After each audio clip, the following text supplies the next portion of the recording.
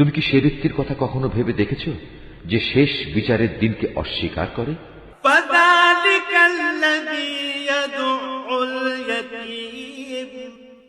এ তো হচ্ছে সে ব্যক্তি যে নিরীহ এতিমকে গলা ধাক্কা দেয়।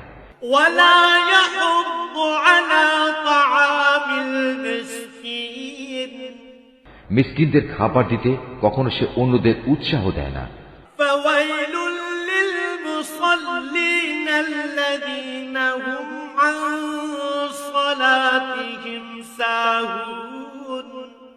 মর্মান্তিক দুর্ভোগ রয়েছে সেসব মুনাফেক নামাজীর জন্য যারা নিজেদের নামাজে উদাসীন থাকে।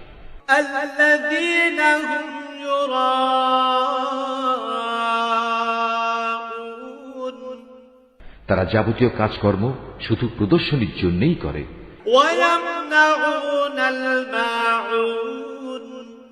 এবং ছোটখাটো জিনিস পর্যন্ত যারা অন্যদের দিতে বারণ করে।